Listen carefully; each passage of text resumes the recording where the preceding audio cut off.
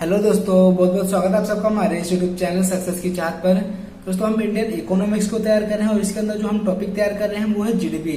और जीडीपी का जो पहला पार्ट है वो मैंने अपलोड कर दिया है। आज इसके जो है दूसरा पार्ट के बारे में हम बात करेंगे। तो दोस्तों, पहले पार्ट में आपने पढ़ा कि जीडीपी होती क्या है, जीडीपी कितने प्रकार की होती है, जीडीपी की कैसे गणना होती है, या जीडीपी की जो है देश के आर्थिक विकास में जीडीपी का योगदान क्या होता है। ठीक है, उसके बारे में आपने पढ़ा पहले पार्ट में। और आज जो है जीडीपी के बारे में हम कुछ आंकड़े देखेंगे और हमारे देश में इसे इन आंकड़ों को कौन जारी करता है, इन आंकड़ों को कौन इकट्ठा करता है। ठीक है, और जीडीपी की जो मतलब कितने पार्टों में डिवाइड होती है, कितने क्वार्टर में डिवाइडेड है जीडीपी, आज हम उन सब के बारे में देखेंगे। तो चलिए दोस्तों, आज का जो टॉपिक है वो हम स्टार्ट करते हैं। दोस्तों, आपने कभी सोचा है कि जीडीपी का जब जीडीपी घटती है या फिर बढ़ती है तो उससे आपका क्या लेना देना होता है। जैसे कि मान लीजिए कि जीडीपी जो है वो 5% की दर से विकास कर रही है, ठीक है, हमारे देश में। तो क्या आपको इससे कुछ फर्क पड़ने वाला है? अगर वो जो 5% की विकास की दर से जो मतलब जीडीपी बढ़ रही है, अगर वो 2% में आ जाए तो क्या जो आपका जो रहन सहन है या फिर आप जो है आप पर क्या उसका कोई असर पड़ेगा? तो दोस्तों, इन्हीं सब के बारे में मैं आज बताने वाला हूँ। और इसका जो मतलब जीडीपी का जो असर है वो सीधे सीधे आप हम पर पड़ता है, सभी मनुष्यों पर पड़ता है। ठीक है, देश पर भी पड़ता है, देश की अर्थव्यवस्था पर भी पड़ता है। और वो किस प्रकार पड़ता है दोस्तों, ये मैं आज इन सब के बारे में हम बात करेंगे। दोस्तों, जीडीपी का जो ईयर है, जो फाइनेंशियल ईयर है, वो अप्रैल से शुरू होता है और मार्च में खत्म होता है। अब दोस्तों, आप सोचेंगे कैसे, क्योंकि मतलब जीडीपी जो है हमारे देश की जो है जीडीपी वो 3-3 क्वार्टर में डिवाइडेड है। ठीक है, 3-3 महीनों में डिवाइडेड है और इसके जो है 4 क्वार्टर बनाए गए हैं, क्योंकि 12 महीने हैं। अगर हम 3 महीने को एक क्वार्टर में रखते हैं तो इसके टोटल 4 क्वार्टर होते हैं। और जो पहला क्वार्टर जो मतलब स्टार्ट होता है वो अप्रैल, मई और जून का। ठीक है, अप्रैल से जून तक जो है पहला क्वार्टर है, और जुलाई, अगस्त, सितंबर इसका जो दूसरा क्वार्टर है, और अक्टूबर, नवंबर, दिसंबर का जो है तीसरा क्वार्टर है, और जो है जनवरी से मार्च तक का जो है चौथा क्वार्टर है। तो आप देखेंगे कि अप्रैल से स्टार्ट हो रही है और मार्च पर खत्म हो रही है। ठीक है, तो आज जो जीडीपी की जो फाइनेंशियल ईयर है वो मतलब अप्रैल से शुरू होती है और मार्च पर जो है खत्म होती है। ठीक है, मैंने बताया कि जीडीपी के जो है 4 क्वार्टर बांटे गए हैं, अप्रैल से जून, जुलाई से सितंबर, अक्टूबर से दिसंबर और जनवरी से मार्च। दोस्तों, इनकी जो तिमाही जीडीपी कहते हैं इसे। ठीक है, प्रत्येक क्वार्टर की तिमाही जीडीपी होती है कि मतलब 3 महीने में हमारा देश किस जीडीपी से या किस प्रतिशत की दर से हमारा देश विकास कर रहा है। ठीक है, कि मतलब जब कभी भी कि तिमाही जीडीपी में अगर घाटा होता है तो हम उसको जो है और बढ़ाने की कोशिश करते हैं, और इसकी जो अगली तिमाही है उसमें जो है हम और अधिक विकास करने की कोशिश करते हैं। इसीलिए जो है तिमाही जीडीपी मतलब बनाई जाती है। और इन जो 4 जीडीपी हैं, जो मतलब 4 क्वार्टर हैं, इन चारों की जो जीडीपी होती है, इनका जो औसत जीडीपी ही वार्षिक जीडीपी कहलाती है। ठीक है, मान लीजिए कि आप जो जनवरी जो मतलब अप्रैल से जून तक ही इसमें जो हमारा 5% विकास की दर से देश विकास कर रहा है। ठीक है, और जुलाई और सितंबर की इसमें कुछ घाटा हो गया। तो ठीक है, तो मतलब इसमें जो 4% की दर से जो देश ग्रो कर रहा है। ठीक है, और जो अक्टूबर से दिसंबर है इसमें मान लीजिए 6% हो गया।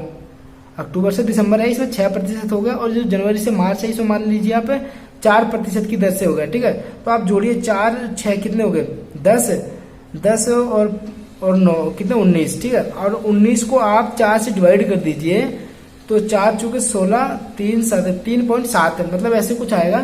ठीक है, तो मतलब इस दर से जो है हमारा विकास हो रहा है। तो ये हम जो 3.7 आएगा ये हमारी जो है वार्षिक जीडीपी होगी। समझे आप? मैंने यही बताया कि इन जो क्वार्टर की जीडीपी है, इनकी औसत जीडीपी ही वार्षिक जीडीपी होती है। और जो मतलब जो क्वार्टर जीडीपी है, इसकी जो रिपोर्ट आती है वो प्रत्येक 2 महीने बाद आती है, क्योंकि उसमें जो है टाइम लगता है। अब आप मान के चलिए कि अगर अप्रैल में शुरू होता है और जून तक मतलब ये चलता है, ये जीडीपी, इस क्वार्टर की जीडीपी, तो मतलब जून के एंड में ही थोड़ी ना आ जाएगी। आप जब वो आंकड़े इकट्ठे कर रहे हैं तो उनका जो कैलकुलेशन किया जाएगा, हर एक चीज की जानकारी ली जाएगी, उसके बाद ही रिपोर्ट आएगी। तो इनकी जो रिपोर्ट है वो 2 महीने बाद आती है। ठीक है, जीडीपी के ये जो 4 क्वार्टर है, और मैंने बताया कि दोस्तों की जो जीडीपी के 4 क्वार्टर हैं, इनकी जो वार्षिक जीडीपी होती है वो इनका औसत होती है। चारों जीडीपी की एक साल की औसत जीडीपी निकाली जाती है चारों जीडीपी में से। कैसे, वो देखते हैं। अगर आप पहले बार आपके पास 100 रुपए थे, ठीक है, मैं 1 रुपए के माध्यम से आपको समझाने की कोशिश कर रहा हूँ। आपके पास जो पिछली साल 100 रुपए थे, ठीक है, उस समय, और जो इस समय जो है आपके पास 105 रुपए है, तो आपके पास कितने रुपए का इजाफा हुआ? 5 रुपए का इजाफा हुआ। तो मतलब आप जो 5% की वृद्धि हुई। अब अगर मान के चलिए कि आपके पास पहले 100 रुपए थे और फिर बाद में आपके पास 96 हो गए, तो आपको कितने रुपए घाटा हुआ? 4% का घाटा हुआ, मतलब 4 रुपए का घाटा हुआ आपको। तो आपकी जो है 4% की कमी हो गई यहाँ पे। इसी तरीके से बिल्कुल सेम इस जीडीपी का जो है टॉपिक है, और जीडीपी में भी इसी तरीके से गणना की जाती है। ठीक है, अब देखिए जनवरी से मार्च तक जो मतलब फोर्थ क्वार्टर, मैंने बताया कि जनवरी से जो है पहला क्वार्टर स्टार्ट नहीं होगा, जो लास्ट क्वार्टर स्टार्ट होता है। ठीक है, जनवरी से मार्च तक आप जो है जीडीपी 100 की थी। ठीक है, और जो है अप्रैल से जून के बीच जीडीपी जो है 105 की हो गई। तो मतलब कितने प्रतिशत का इजाफा हुआ? 5% जो जीडीपी है इसका जो है इजाफा हुआ। इन दोनों का जो कंपैरिजन करके देखा जाता है कि पहले कितनी थी और वर्तमान में कितनी है। पहले 100 थी, वर्तमान में 105 है, तो मतलब 5% की जो है वृद्धि हुई है जीडीपी में। अब जो मैंने बताया था कि जीडीपी के घटने या बढ़ने से हमारा ऊपर क्या असर पड़ता है हमारे ऊपर, इसको देखते हैं हम। ठीक है, मान के चलिए 2018-19 में, ये मान के क्या चलिए दोस्तों, ये बिल्कुल सही आंकड़ा है, मैं आपको बिल्कुल जो है परफेक्ट आंकड़ा दे रहा हूँ कि 2018 से 19 में जो प्रति व्यक्ति आय थी मंथली, वो थी 10,534 रुपए। ठीक है, 10,534 रुपए। और इस समय जो हमारी जीडीपी की जो ग्रोथ कर रही थी वो कर रही थी 5% वार्षिक वृद्धि की दर से। ठीक है, 5% की दर से जो हमारी जीडीपी ग्रोथ कर रही थी। अब जो इससे हमें क्या फायदा है ये देखिए, जो हमारी प्रति व्यक्ति आय थी ना दोस्तों, इसका जो 5% आप निकाल लीजिए।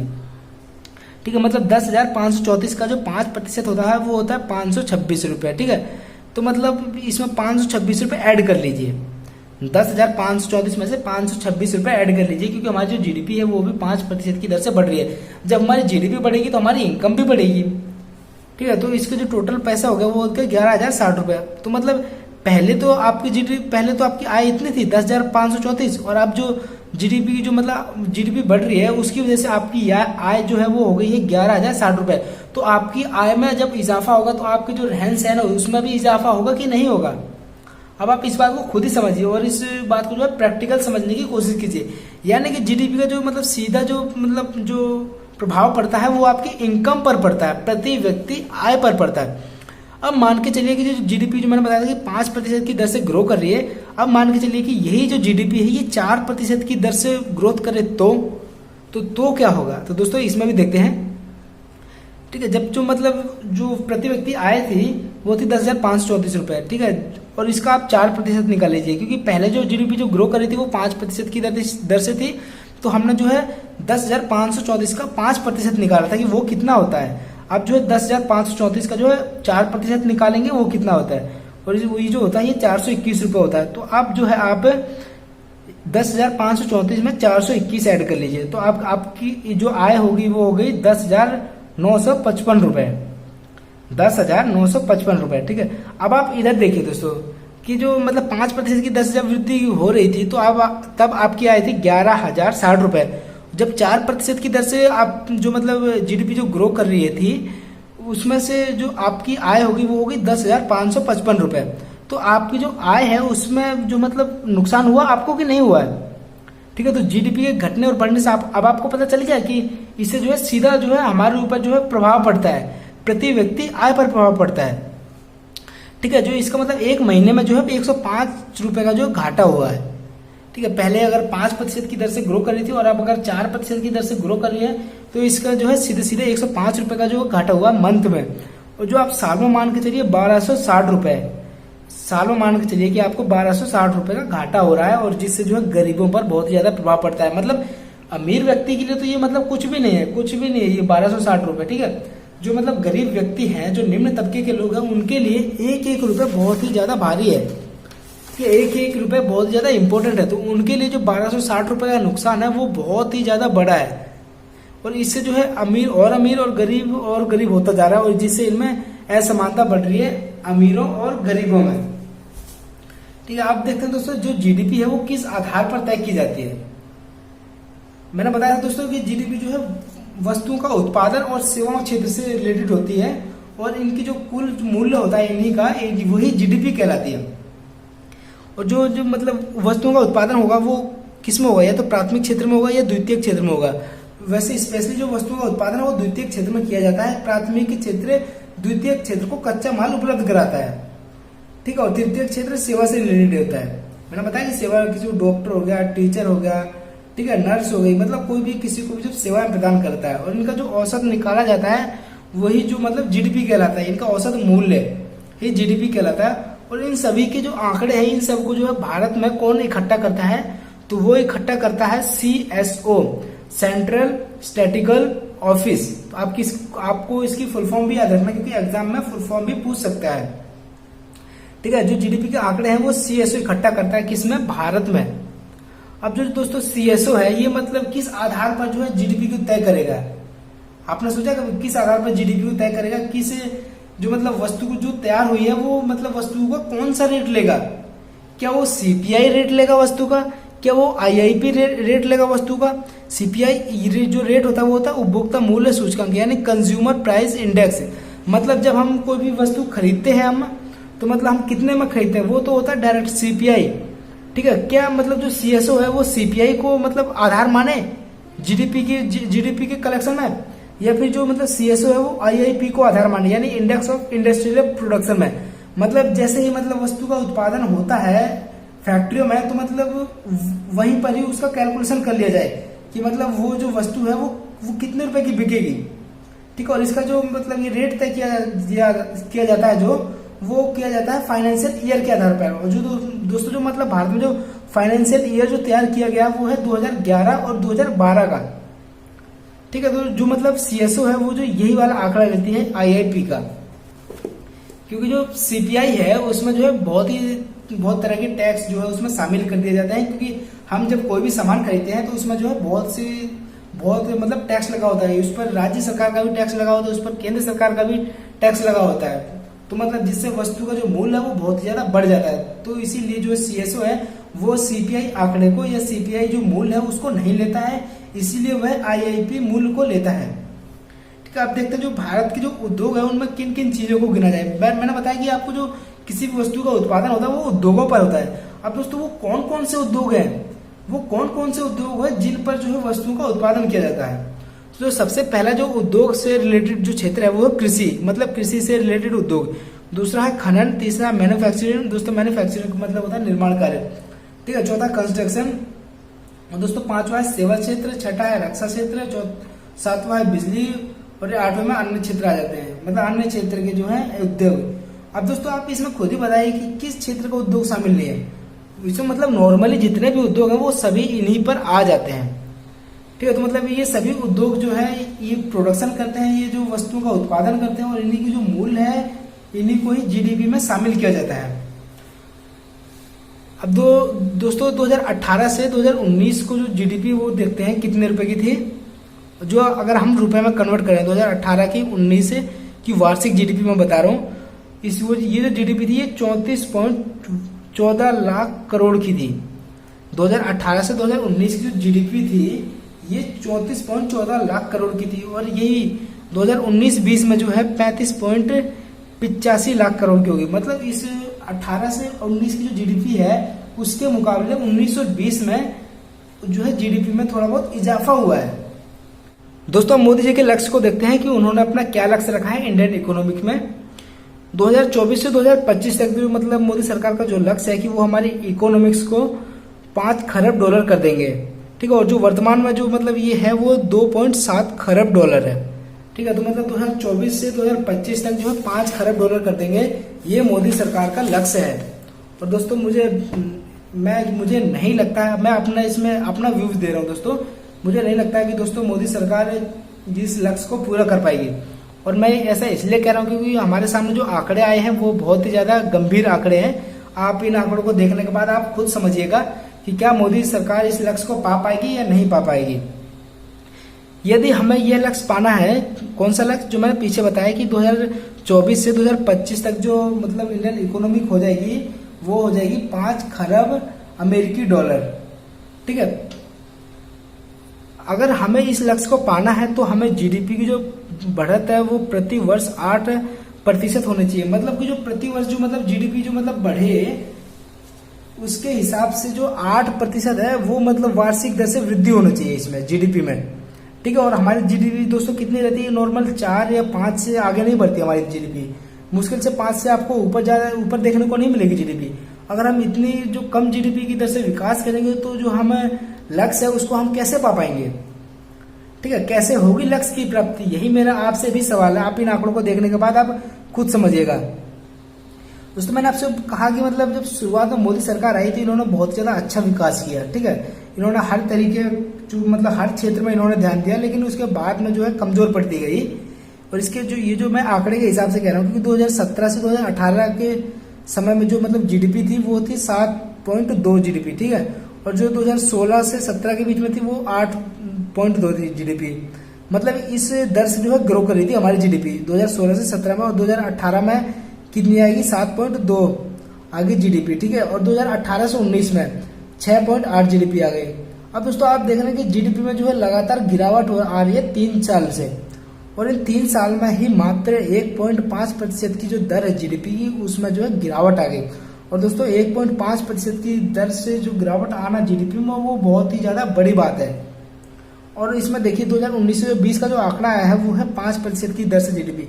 अब दोस्तों आप देखिए 16 और 17 में कहा 8.2% की दर से जो है हमारी जीडीपी ग्रो कर रही थी, लेकिन जो 19 से जो 20 का आंकड़ा है वो है 5% की दर से। तो मतलब कितना फर्क आ गया दोस्तों, आप खुद ही समझिए।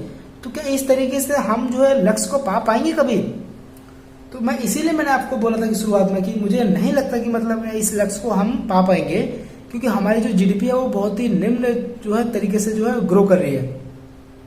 आर्थिक विकास में जो है मतलब जीडीपी में जो कमी आई है, तो इसीलिए हम इस लक्ष्य को नहीं पा पाएंगे अभी भी। हालांकि हम पा सकते हैं अगर हम मेहनत करें अच्छी तरीके से, तो क्योंकि कोई भी लक्ष्य जो है जो कठिन नहीं होता है। ठीक है, जैसे आपका अगर एग्जाम का जो लक्ष्य है, सरकारी एग्जाम अगर आपको क्रैक करना है, अगर आपको गवर्नमेंट नौकरी लेनी है, तो ये कोई दोस्तों ज्यादा बड़ी बात नहीं है। ये आप ये मत समझो कि सरकारी नौकरी बहुत ही ज्यादा मतलब जो है टिपिकल है, मतलब नहीं मिलेगी। तो ऐसा नहीं है दोस्तों, अगर आप अच्छी तरीके से पढ़ते हो, ईमानदारी से आप पढ़ते हो, तो आपको जो है सरकारी नौकरी अवश्य मिलेगी।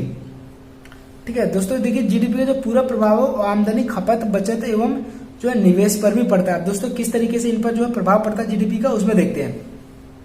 खपत में गिरावट, दोस्तों अगर जीडीपी में गिरावट आएगी तो खपत में भी 100% गिरावट आएगी। खपत का अर्थ क्या होता है दोस्तों? पैसे को इन्वेस्ट करना है, पैसों को खर्च करना है। मैं आपको इसमें जो है कुछ आंकड़ों के साथ आपको बताऊंगा, कुछ कंपनी की जो है आंकड़े आपको दूंगा। ठीक है, उनके अनुसार आप समझिएगा। नीलसन कंपनी के अनुसार, नीलसन कंपनी ने बताया कि एफएमसीजी जो कंपनी है इसी के अंतर्गत आती है। एफएमसीजी की जो फुल फॉर्म होती है वो होती है फास्ट मूविंग कंज्यूमशन गुड, मतलब जो तेजी से उपयोग किए जाने वाले जो सामान है उन चीजों का जो है निर्माण करती है। कौन सी कंपनी? FMCG company. इसे सदाबहार क्षेत्रीय सदाबहार कंपनी भी कहते हैं। जो तेजी से उपयोग किए जाने वाले सामान जो है, जैसे चाय, दूध, पानी, चीनी, क्रीम, साबुन, तेल, शैम्पू, कोलगेट, मतलब ये नॉर्मल जो है रोजमर्रा की जो चीजें हैं। ठीक है, एफएमसीजी इन सभी जो है चीजों का जो है निर्माण करती है। तो मतलब एफएमसीजी जो कंपनी है इसमें जो है इसकी खपत में गिरावट आई है। ठीक है, और ये किसने बताया? नीलसन कंपनी ने बताया। एफएमसीजी की जो सबसे बड़ी जो कंपनी है वो है हिंदुस्तान यूनिलीवर। ठीक है, हिंदुस्तान यूनिलीवर एफएमसीजी दोस्तों मैंने आपको बताया कि ये सभी प्रकार के जो है प्रोडक्ट बनाती है। ठीक है, जो मतलब जो तेजी से उपयोग किए जाने वाले प्रोडक्ट होते हैं। एफएमसीजी में जो घाटा हुआ है नीलसन के अनुसार, मैंने आपको पहले बताया कि नीलसन कंपनी ने बताया कि जो एफएमसीजी कंपनी है उसमें बहुत ही ज्यादा घाटा हुआ है। कितना घाटा हुआ है ये भी मैं आपको बताता हूँ कि मतलब जनवरी से मार्च 2018 से 19 के बीच जो मतलब इसकी जो वार्षिक मतलब ग्रोथ की दर थी वो थी 9.9%, यानी 10% के आसपास। लेकिन जो अप्रैल से जो जून के जो 20 है, जो 19 मतलब 2019 से 2020 की जो मैं बात कर रहा हूँ, अभी हाल की ही बात है दोस्तों, इसमें जो एफएमसीजी कंपनी में है, इसमें जो इसकी ग्रोथ है इसमें बहुत ही ज्यादा गिरावट आई है। अब आप समझिए कि 18 से 19 में जनवरी से मार्च तक, ठीक है, कितनी इसकी वार्षिक वृद्धि जो दर थी कितनी थी? 10% के आसपास। और जो 2019 से 20 में इसकी जो वार्षिक वृद्धि जो दर आ गई वो आ गई 6.2। अब आप समझिए कि 10 कहा तो मतलब 10% की दर से जो है विकास करना और कहा 6.2% की दर से विकास करना। ठीक है, तो मतलब कितना ज्यादा घाटा हुआ है। ठीक है, कितनी ज्यादा जो है खपत आई है एफएमसीजी कंपनी में। और दोस्तों दूसरी जो कंपनी है वो है सियाम। ठीक है, SIAM यानी society of Indian automobile manufacturing. ठीक है, इस सियाम ने कहा दोस्तों कि जितनी भी वाहन कंपनियां भारत में काम कर रही हैं उनमें गिरावट दर्ज की गई है। मतलब भारत में जितने भी जो है वाहनों का निर्माण हो रहा है उसकी जो खपत है उसमें जो गिरावट दर्ज की गई है। ठीक है, इसमें भी आप आंकड़ा देखिए कि जनवरी से जो मार्च है इसमें 18 से 2019 का जो लास्ट क्वार्टर है इसमें जो 12.35%, ठीक है, मतलब इस प्रतिशत की दर से जो है ग्रो कर रही थी। ठीक है। 2018 से 19 में मतलब आप गाड़ियों को लेकर भी समझिए कि 69,42,742 जो है गाड़ियां बनी, ठीक है, मतलब इस क्वार्टर में 2018 से 19 के बीच में। लेकिन जो अप्रैल से जून का जो मतलब क्वार्टर है, जो पहला ही क्वार्टर है वो 2019 से और 20 का जो क्वार्टर है पहला, उसमें जो है उसकी जो गाड़ियों का जो मतलब बनावट है उनकी में जो घाटा आया, ठीक है। आप इसमें समझिए कि जो 69 लाख गाड़ियों का निर्माण हुआ और जो मतलब 2019 से 20 में जो है 60,85,000 जो है गाड़ियों का निर्माण हुआ। बस आप समझिए कि 9 लाख जो है 82,000 इतनी जो है गाड़ियों को में जो है कम बनी है, ठीक है। तो इसका नुकसान किसको हुआ? उस कंपनी को ही हुआ या फिर उसमें जो काम करने वाले लोग हैं उनको इसका नुकसान हुआ, ठीक है। मैं आपको कुछ और आंकड़े देता हूं, क्योंकि जो मैंने आपको बताया कि जो इकोनॉमिक्स है वो सिर्फ आंकड़ों का ही खेल है और आपको आंकड़े भी याद रखने चाहिए, क्योंकि अगर आप एग्जाम में अगर आप आंकड़ों को लिखते हैं तो जो टीचर्स है उस पर बहुत ही ज्यादा अच्छा प्रभाव पड़ता है कि बच्चा कुछ जानता है, ठीक है। इस गिरावट से हमें क्या फर्क पड़ता है? अब जैसे दोस्तों FMCG जो हो गया, सियाम हो गया, इन सब में जो है गिरावट आई है इन सभी कंपनियों में, तो इससे हमें क्या फर्क पड़ने वाला है इसे देखते हैं। जो फाडा एक जो मतलब ऑटोमोबाइल कंपनी है, फाडा की जो फुल फॉर्म वो है federation of automobile dealer association, ठीक है। ये जो है ऑटोमोबाइल कंपनी है, इसमें जो है 2 लाख नौकरियां संकट पर है। इस मतलब ये जो अलग कंपनी है इसमें बता रहा हूँ कि इसमें 2 लाख नौकरियां जो है संकट पर है। अब जो दोस्तों इन जो सभी जो कंपनियां अगर ये अपनी कंपनियों में कम जो है निवेश करेंगी तो मतलब उसमें जो उत्पादन है वो भी कम होगा, उसमें जो है व्यक्ति हैं जो कर्मचारी हैं वो भी कम लगेंगे, जो मतलब पहले से कर्मचारी लगे हुए थे उनकी तो कुछ जो कर्मचारी हैं उनकी छुट्टी कर दी जाएगी, क्योंकि जब फैक्ट्री में ही उतना उत्पादन नहीं होगा तो ज्यादा वर्कर को रखकर क्या करेंगे ये लोग, तो मतलब जो व्यक्ति बेरोजगार हो जाएंगे कई व्यक्ति, ठीक है। तो मतलब ये यही बता रहे हैं कि 2 लाख नौकरियों पर जो है संकट आया फाडा ऑटोमोबाइल कंपनी में। और दोस्तों इसमें जो है अत्यधिक बेरोजगारी हो जाएगी। अगर 2 लाख नौकरी संकट में आएगी तो अपने आप में मायने रखते हैं दोस्तों 2 लाख नौकरियां संकट पर आना। और दोस्तों श्रम मंत्रालय ने कहा है कि पिछले 45 वर्षों में जो बेरोजगारी की दर है वो सबसे अधिक हुई है, सर्वाधिक हुई है 6.1% की दर से। और दोस्तों ये कब का आंकड़ा है? जुलाई 2017 से जून 2018 के बीच के जो आंकड़ा बता रहा हूँ मैं आपको ये, ठीक है। अभी जो मतलब रियल जो आंकड़ा है वो आया नहीं है कि मतलब प्रेजेंट का क्या आंकड़ा है। और यदि ऐसे में जो है 2 लाख नौकरियां और खत्म हो जाएंगी तो बेरोजगारी बढ़ जाएगी। अब आप जो श्रम मंत्रालय ने पहले ही बताया कि मतलब 6.1% जो मतलब बेरोजगारी है वो मतलब इस समय बहुत ज्यादा अत्यधिक है, और ऐसे में 2 लाख नौकरियां और संकट में आ जाएगी तो और भी ज्यादा बेरोजगारी बढ़ जाएगी, ठीक है। फाटा कंपनी ने दोस्तों बताया कि जो 15,000 डीलर है वो 26,000 शोरूम चला रहे हैं, सिर्फ मतलब 15,000 डीलर 26,000 शोरूम चला रहे हैं, मतलब एक डीलर 2 शोरूम चला रहा है, ठीक है। और इसने बताया कि अप्रैल 2019 से 20 में जो 18 महीने में मतलब पिछले 18 महीने में 271 शहरों में 296 शोरूम बंद हो गए हैं, ठीक है। तो मतलब इनमें जो 32,000 जो नौकरियां हैं वो मतलब संकट में पड़ गई है, वो मतलब खत्म हो गई है, और जो वो व्यक्ति हैं वो लोग हैं वो बेरोजगार हो गए हैं। इसलिए जो भारत में जो है बेरोजगारी सबसे ज्यादा अत्यधिक है, क्योंकि अगर हम ज्यादातर विकास नहीं करेंगे तो उसका ज्यादा जीडीपी पर पड़ेगा, और जीडीपी का जो पूरा असर है वो बचत, निवेश एवं खपत पर पड़ेगा, ठीक है। आगे हम बात करेंगे कि बचत और निवेश पर इसका क्या प्रभाव पड़ेगा। सिर्फ ऑटोमोबाइल सेक्टर में 25 लाख जो लोगों को जो नौकरी मिली है, मतलब मैंने बताया कि फाटा जो कंपनी है इसमें जो है टोटली जो है 25 लाख जो व्यक्तियों को जो है रोजगार मिला है, और इसमें से जो 2 लाख जो है रोजगार जो संकट में है, प्रेजेंट की बात कर रहा हूं मैं ये। आप इस तरीके से समझिए कि जमशेदपुर में जो स्टील कंपनी है 30 दिन कंपनी होने की जो मतलब कगार पर है, मतलब ये जो कंपनी है ये बंद होने की कगार पर है। जमशेदपुर में जो स्टील कंपनी है ये 30 कंपनी जो है बंद होने की कगार पर है, और कई बंद हो भी चुकी है। ऐसा क्यों है दोस्तों? इन्हें समझते हैं, इन्हें सुविधाएं प्राप्त नहीं है, फंडिंग नहीं मिलता है और इन्हें घाटा हो रहा है। अब दोस्तों आप खुद ही बताइए कि अगर आपको किसी भी चीज में अगर आपको घाटा प्राप्त होगा तो आप जो है वो कोई भी कार्य वो करना नहीं चाहेंगे, ठीक है। जो टाटा स्टील कंपनी है इसमें जो है 30 दिन में से 15 दिन काम चलता है। अब आप खुद ही समझिए कि टाटा जो स्टील कंपनी है इसमें जो टोटल जो 30 दिन है उसमें से सिर्फ 15 दिन काम चलता है, क्योंकि मतलब जो उत्पादन कम होता है। उत्पादन कम क्यों होगा?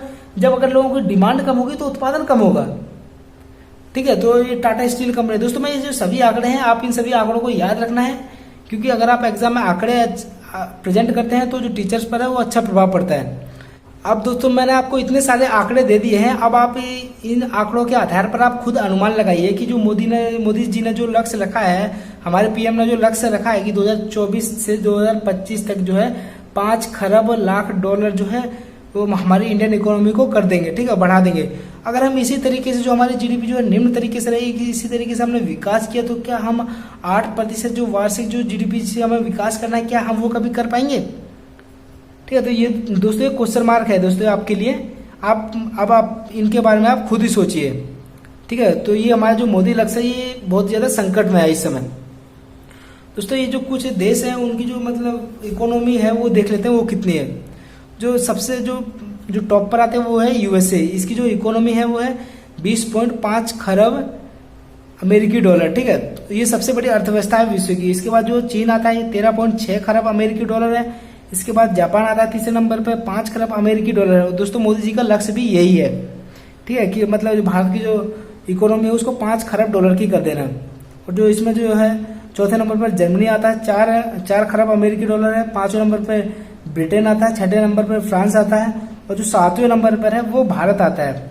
7वें नंबर पर विश्व की सबसे बड़ी जो है इकोनॉमी के आधार पर जो है भारत आता है। भारत की कितने हैं 2.7 खरब अमेरिकी डॉलर। तो दोस्तों मोदी जी का जो लक्ष्य है वो यहाँ से यहाँ आना है, ठीक है, कि मतलब 5 खरब अमेरिकी डॉलर जो है हमारी अर्थव्यवस्था हो जाए। तो दोस्तों आज का जो टॉपिक है वो यहीं समाप्त होता है। और आज से जो हमें जीडीपी जो है इसका जो पूरा टॉपिक है वो हम यहीं पर समाप्त करते हैं, क्योंकि हमने जो इसके हर एक क्षेत्र को पढ़ लिया है, जीडीपी के हर एक टॉपिक को पढ़ लिया है। तो दोस्तों आपको ये वीडियो कैसी लगी आप हमें कमेंट्स करके बता सकते हैं। अगर आपको ये वीडियो पसंद आई होगी तो आप हमारे चैनल को सब्सक्राइब करें, वीडियो को लाइक करें, कमेंट्स करें एंड शेयर करें। और दोस्तों इस चैनल को जो है और ज़्यादा फैलाएं और अपने दोस्तों तक भी इस चैनल के बारे में पहुंचाएं। दोस्तों वीडियो देखने के लिए बहुत बहुत धन्यवाद। मिलते हैं नेक्स्ट वीडियो में। देखते हैं मैं नेक्स्ट वीडियो में कौन सा टॉपिक लेता हूं दोस्तों, क्योंकि हमने जो इंडियन इकोनॉमिक्स है इसको पूरी तरीके से इसको कंप्लीट करना है, ठीक है दोस्तों। तो मिलते हैं नेक्स्ट वीडियो में। वीडियो देखने के लिए बहुत बहुत धन्यवाद। Thank you.